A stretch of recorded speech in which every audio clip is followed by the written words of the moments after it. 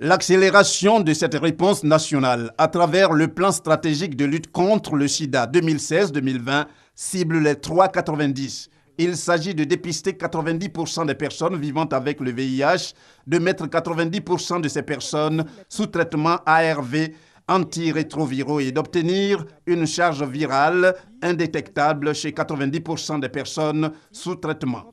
La ministre de la Santé et de l'Hygiène publique, Raymond Goudou-Kofi, secrétaire général du CNLS, Conseil national de lutte contre le sida, a dans son intervention présenté les grandes articulations de cette planification qui tient compte de l'initiative de l'ONU-SIDA d'éliminer l'épidémie à VIH en 2030 avant de dresser le bilan des actions menées en 2016.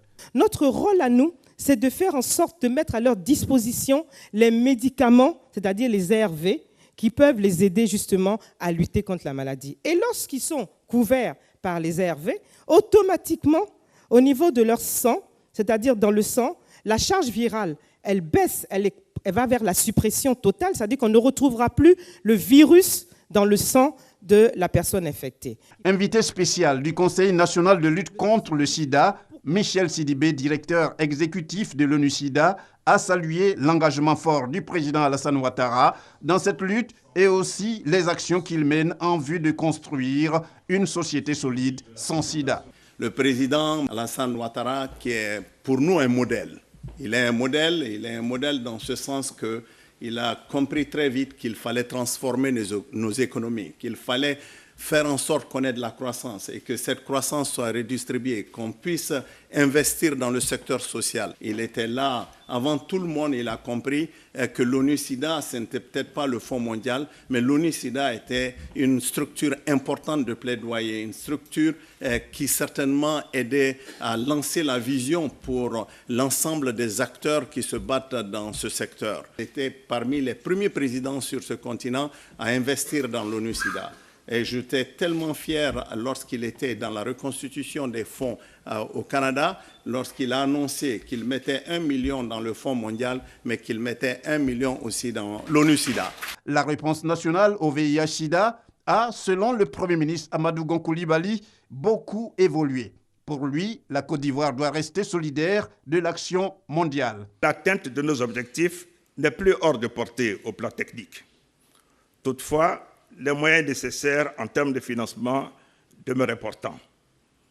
Il nous appartiendra donc d'imaginer des voies et moyens innovants pour la mobilisation de ressources additionnelles internes et accroître ainsi le niveau de la contribution nationale. Les données de la réponse de la Côte d'Ivoire publiée par l'ONU-SIDA en 2016 donnent un réel espoir quant à la réalisation de l'objectif 90-90-90.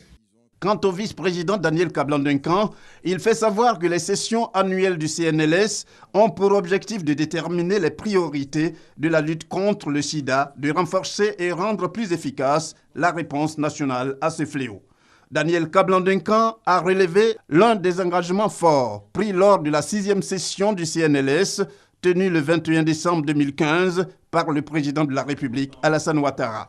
Il s'agit de l'accroissement du budget de la santé en faveur de la lutte contre le sida. Cet engagement a été effectivement respecté puisque, sur ces instructions, ce budget a connu une augmentation substantielle, passant de 4,2 milliards de francs CFA en 2016 à 21,2 milliards de francs CFA en 2017.